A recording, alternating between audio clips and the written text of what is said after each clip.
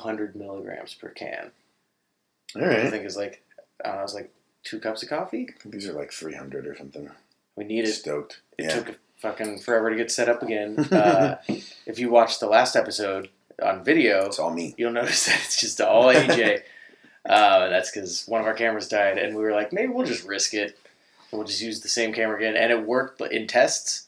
And then as soon as it was actually time to start, it didn't. So, new camera. Hi, my camera's going to be sharper than AJ's until we upgrade the other camera. Which looks way nicer. I do look really good in this. Yeah, absolutely. The lighting is, man. It's really, with the tank top and everything, you look amazing. I kind of planned all of this. This is the Remember the Times podcast. I'm Mitch. This is AJ. Yep. What are we doing here, man? We're cleaning up on a cliffhanger here. If you guys remember, at the end of the last episode, we were driving. We were very excited. We were going to George, Washington, to play at the Gorge Amphitheater for Warped Tour 2007. And as we were driving there, all of a sudden, Sean was just like, I can't drive anymore. Because he was tired? Nope, because the pedal went all the way down to the floor, and the van literally wouldn't move anymore. Non-responsive. Yeah. So, were you up for any of this, or do you remember that? I think I woke up during the panic of like, fuck, something's happening. Because I remember hearing like the stomp, stomp, stomp of the pedal, and like, what do we do? What do we do? I was shotgun with him that night, and I have like a faint memory of like getting out and being like, all right, what the fuck? And so, yeah, couldn't drive. We had to get towed to a mechanic shop. We were, so we had left Idaho, and we were driving through Oregon to get up to Washington State. We were in Pendleton, Oregon, home of the scenic, home of the second biggest rodeo west of the Mississippi, I believe it is. I think that's what the billboard said. Yeah, that was their claim to fame. So we got towed there when it was dark out. Like it was like, 3 in the morning, 4 in the morning. And we had to wait and figure out what was wrong with the van in hopes that we could make the gorge. Granted, we were about 3 hours away, and the show was, you have to get there at 7. There's no fucking way we were going to make it. It was wishful thinking.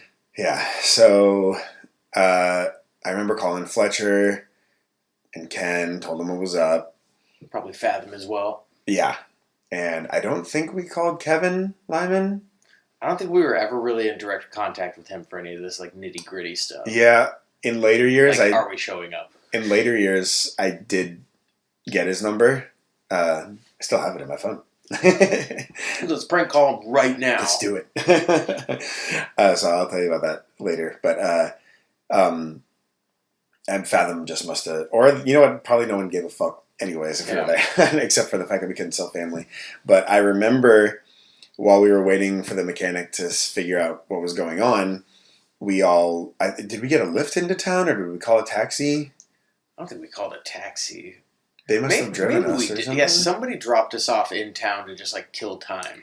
I do remember that because I remember somebody more local was like, there's this over here, and this is what's going on in town this weekend, and kind of giving us the rundown. But, so we decided to go to Dairy Queen to eat, which I don't know why we did that. Delicious. Yeah, we needed our vitamins. And this was like, there had been a couple times where we had been... kind of outed for our appearance around the country, but this time... Got to fish out of water in some of these places. You and I were the first ones to cross the street, and we weren't even halfway across the street, and this car drives by and goes, "Get out of the road, you freaks!" Like, ooh, probably shouldn't stay here long. Yeah, let's definitely wander around this town. Yeah, rodeo didn't seem to be our style.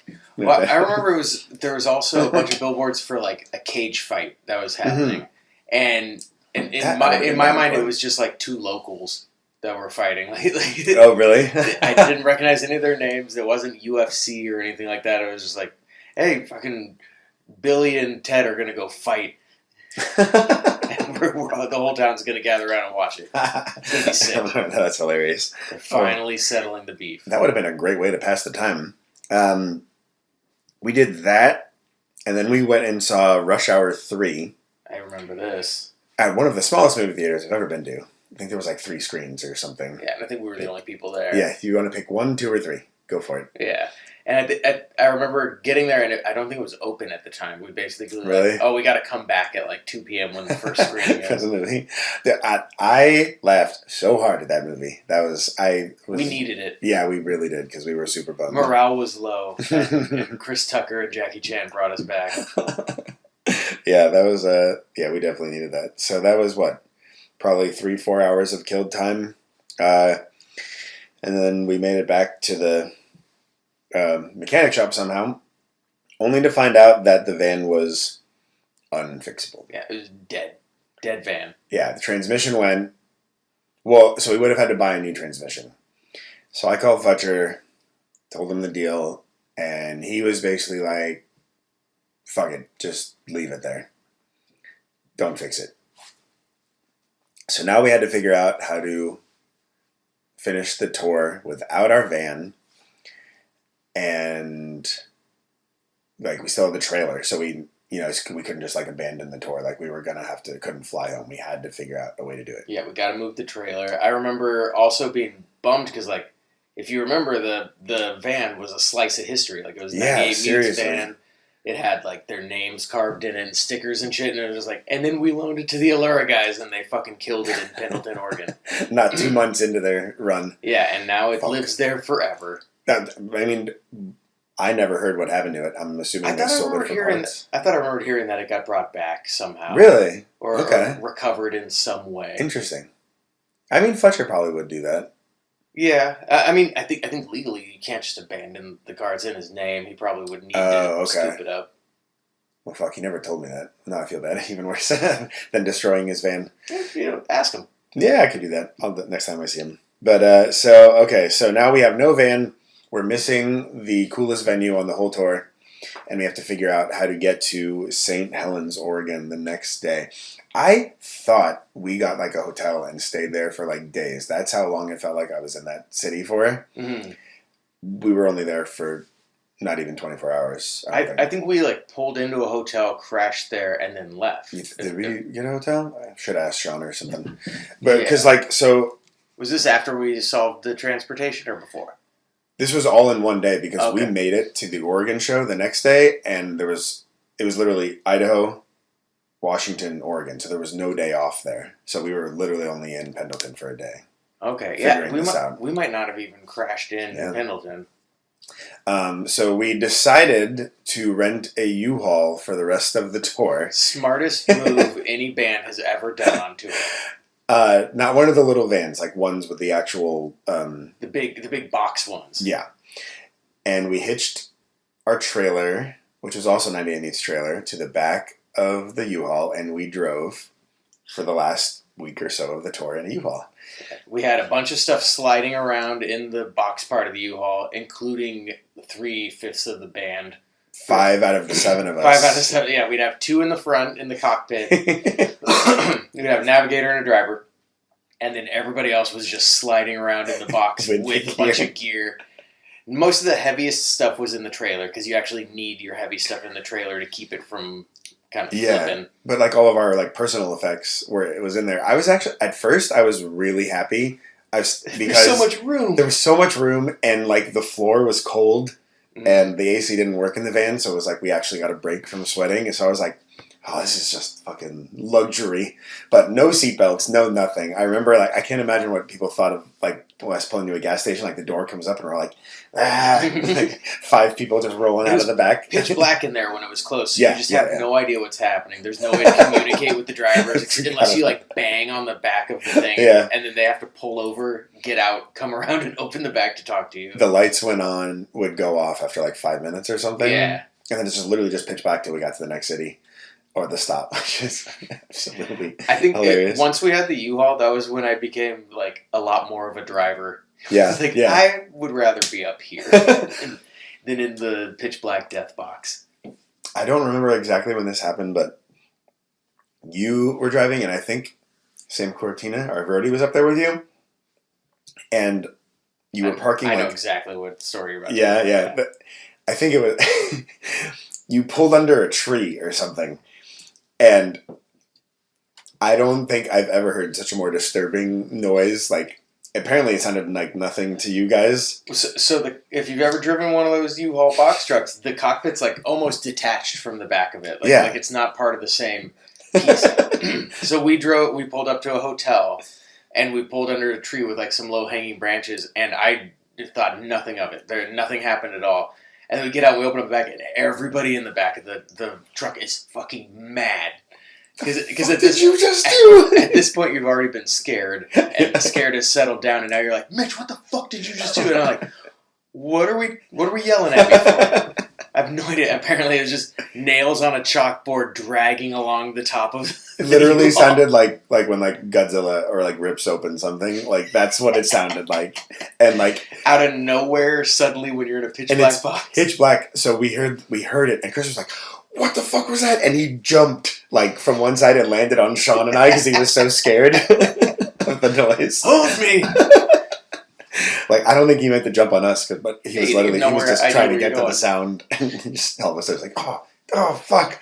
Just in a tussle. And you're just like walking out like, hey guys, what's going on? Like, dude. We're at the hotel now. You killed us. So yeah, that was really unsafe. Obviously no seatbelts. And it's not like there was gear to like hold everything in place. It was just like us hanging out. Like if you made a short stop and any of us decided to stand up, it would have just been like, poof, dead.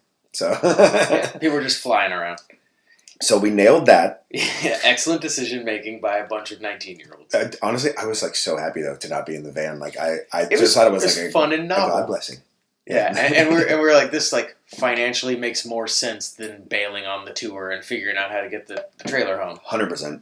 Yeah. Is either that or we find like some beat up old van and purchase it somehow magically.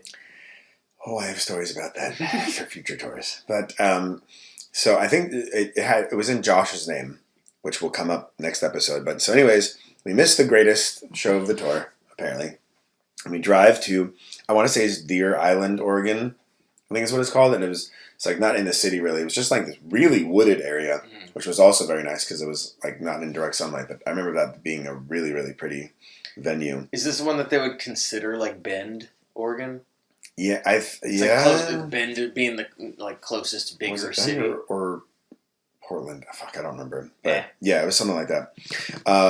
Sean's extended family came, and we had a hell of a day and night, so we were just filling them in. I have 2 memories of this day. Do you remember this day that well? Vaguely, I remember Sean's family coming. Yeah. One thing. So we were on I believe it was the skate stage that day. Okay. And we literally had the exact, like within 5 minutes, it might have even been the same time, the exact same set time as Kill Switch Engage.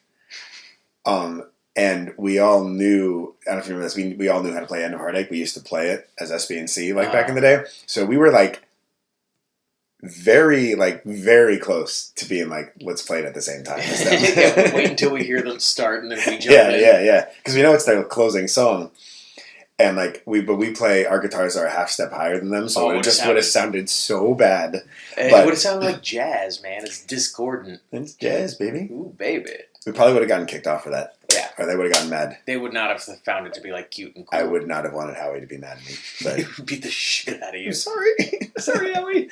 But I have a very memory of like, are we doing this? Like, I mostly remember being pissed because like part of selling the CDs was clocking somebody's shirt, and if somebody's wearing a Kill Switch shirt, it was usually a pretty good chance we could like get them to buy a CD. Absolutely. But if you're playing during Kill Switch's set, most of your like fan base that you're trying to grab is busy.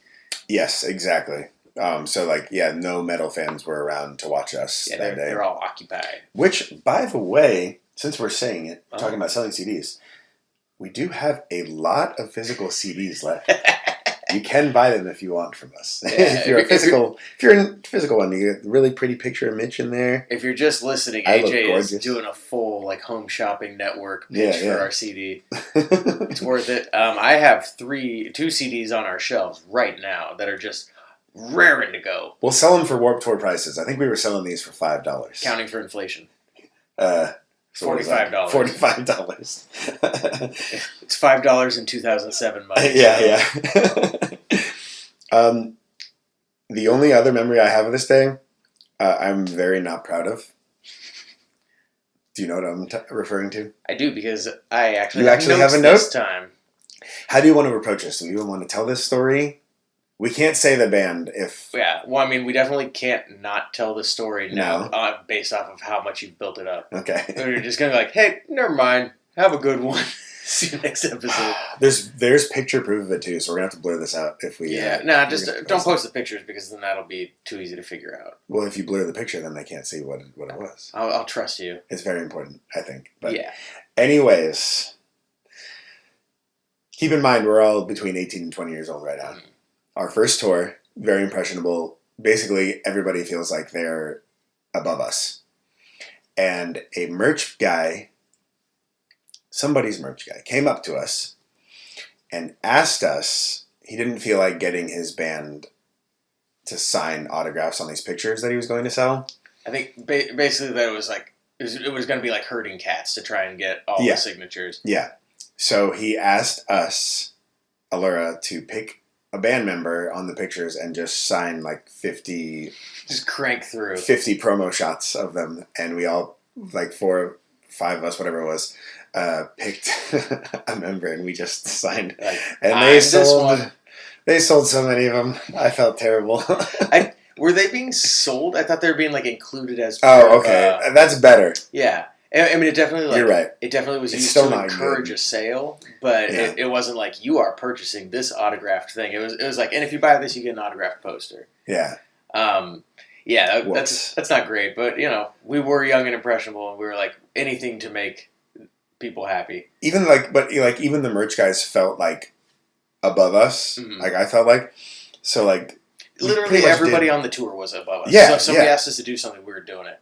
So many things. I saw AJ do stuff on that tour that, oh my god, I can't even talk about on this podcast because he has a family. I've left a lot of things off that you've done. You did on that tour. I'm being nice. I'm gonna not poke the bear. This will come up. I kind of lead into later, but you said like how we were kind of just like they asked us to do it because we're trying to make a good impression. But I feel like a lot of their like beliefs and like. You learn things from other people on the tour, the rules of the road, but like a lot of people on the tour did not like the piggyback bands, which I think definitely rubbed off on us and will come up later. But like that was just like a thing that anybody who never went to Warped Tour, there were bands that would just follow the tour that weren't on the tour and would sell CDs outside, and all of the merch people really did not like them because that basically was like all the money that they were gonna buy merch in the tour was already somewhat depleted. Yeah, you're dipping into the wallets of the people before they even get into the tour, and that was like a cash only time. People weren't buying tour cards, and that's like a lot of the big bands they give the merch people like quotas to get to, and if they don't make it, they get in trouble and this and that. So it's like it's a whole thing. So like that mentality that they had of that stuff definitely rubbed off on us. And we were closer to being a piggyback band than we were to being a real band. We were like fuck piggyback band. Yeah, so we had to overextend, absolutely fuck the piggyback bands, because we're not one. Right, everybody? We're not? Yeah. We all agree that we're not? Because we're with you guys. We're quite literally the smallest band on the tour, but we do have passes. Yeah, we have full all access. I am fucking allowed to be here. Yeah. We are playing outside most of the time, and we are begging people to buy CDs, but it's sanctioned. Yeah, sanctioned by the tour, and Fletcher says it's okay. So. Yeah. But yeah, so that's it. Now we are, this episode's done. We finished that. We're moving back down to California for the last leg of the tour in a U-Haul. And what could possibly go wrong? Oh, nothing. I mean, that was pretty bad, that one. But yeah. Yeah, it was fun, though. It is one of those things that, like, we get to say that we did. I would never recommend anybody do it. Yeah. And when it's like our very first tour experience ended with us abandoning a 100%. van and hopping into a U-Haul for the rest of the tour. Like, at the time, I I don't even look back at it as like that was stupid. Like I was so happy to not be in the van. Like it still felt like a good memory to me. Yeah, it was like moving from a Yeah. studio apartment to a 1-bedroom. Yeah. Like, oh my god. Yeah. A bachelor plus. Yeah. A room and a half kind of thing. Yeah. But yeah, so that's it. Episode 52. In the books. Thanks for listening, guys. Thanks for watching. See you at the next one. Bye.